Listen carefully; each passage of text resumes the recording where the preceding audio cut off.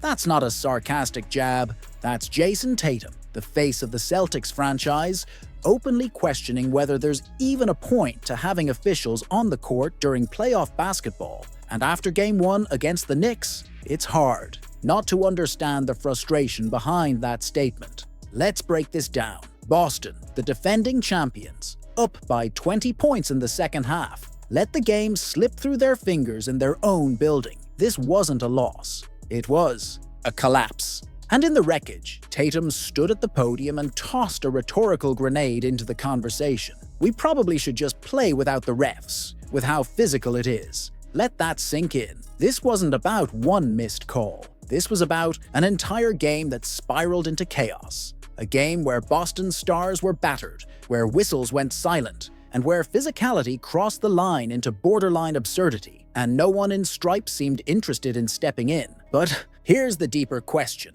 Is Tatum calling out the officiating or something more? Because if you listen closely, there's a tone of resignation in that quote. Not just annoyance, but acceptance, as if the Celtics are already recalibrating to the reality that, in this series, they might be fighting both the opponent and the rules of engagement. The Knicks didn't just outscore the Celtics in the second half, they mauled them into submission. Possession after possession turned into a wrestling match. Bodies hit, the floor, elbows flew, and the officials? Spectators in striped shirts. There's a difference between playoff physicality and chaos disguised as defense. And here's what no one wants to admit. The Knicks want this series to devolve into a brawl. It neutralizes Boston's finesse. It muzzles their spacing. It throws rhythm into a blender and hits puree. Tatum might have been half joking, but the subtext is serious. If Game 1 is the template, this series won't be decided by basketball alone. It'll be a war of attrition, a street fight dressed up as an NBA playoff game. And that raises uncomfortable truths. If the refs aren't going to regulate the physicality, who benefits? Certainly not Boston, a team built on skill, tempo, and shot creation. The Knicks? They live for this. Tom Thibodeau has molded them into a defensive meat grinder. They don't just play you, they wear you down. And maybe that's exactly what happened Monday night. Boston's 20-point lead wasn't safe, not because the Knicks suddenly found magic, but because they dragged the game into the mud and dared the Celtics to survive in. Tatum and Brown stopped driving. The team settled for jumpers. Not because they forgot how to attack, but because every trip into the paint felt like stepping into rush hour traffic with no crosswalk in sight.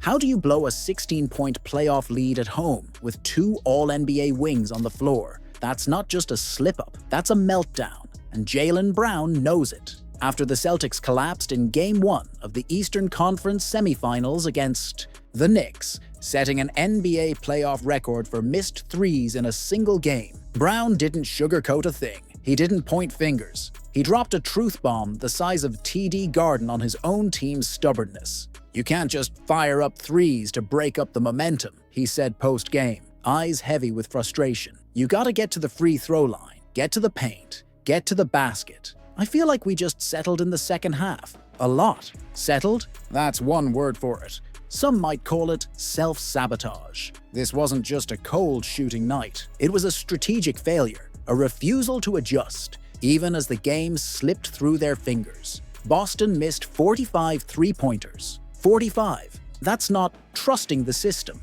That's tactical arrogance. And here's the deeper issue no one wants to talk about. This isn't new. It's the shadow side of Joe Mazzulla's analytics-heavy philosophy, a belief system built on math, spacing, and variance. But sometimes, the numbers lie. And if your identity is so rigid that you'd rather lose firing 63s than win by grinding it out inside, you deserve to lose. Jaylen Brown saw it happening in real time, but the system wouldn't budge. And maybe that's the most alarming part.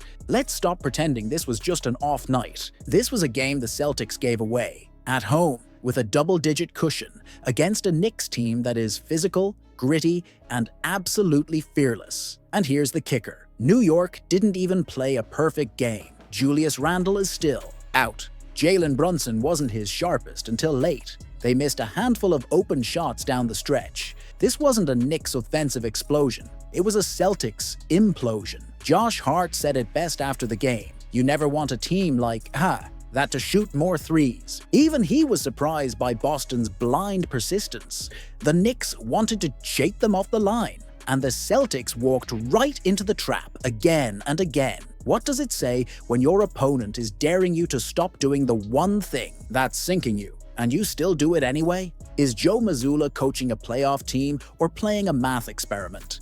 Is Kristaps Porzingis quietly becoming the Celtics' ticking time bomb? That's the unsettling question Boston fans are now forced to wrestle with after a gut-wrenching 108-105 loss to the New York Knicks in Game 1. While much of the focus has turned to Jalen Brunson's late-game heroics or Boston's defensive lapses, there's an elephant in the room that simply cannot be ignored. Kristaps Porzingis didn't just miss time with an illness, he vanished at the worst possible moment. And the update from Joe Mazzulla, barely reassuring. Haven't seen him yet, Mazzulla muttered post-game, his tone doing little to soothe concerns. We'll check on him. Hopefully he's ready for Game 2. Hopefully, for a team built around 3 stars and predicated on versatility. Hopefully is not the kind of word you want floating around the locker room after dropping a playoff opener at home. This isn't a regular season Tuesday night against the Hornets.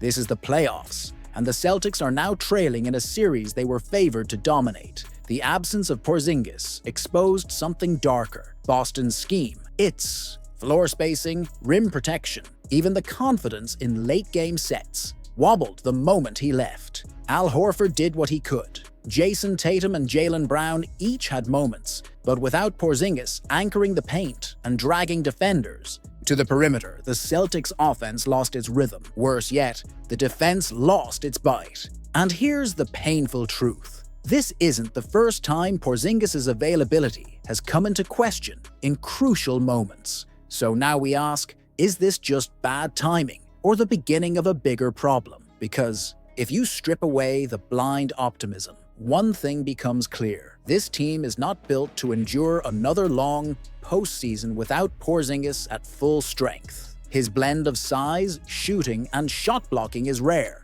but it's only useful when he's actually on the court. What no one wants to say out loud is this: if Porzingis isn't available, or worse, is only partially available, the Celtics' margin for error shrinks dramatically. Suddenly, Derek White and Drew Holiday have to create more. Tatum has to do even more isolation scoring, which often leads to stagnation. Brown has to pick up defensive assignments he was never meant to carry on his own. It gets even more complicated, considering the matchup. The Knicks aren't just talented, they're tough. Tom Thibodeau's group doesn't care about Boston's banners. They don't flinch. They smell vulnerability. And right now, Boston's front court is bleeding.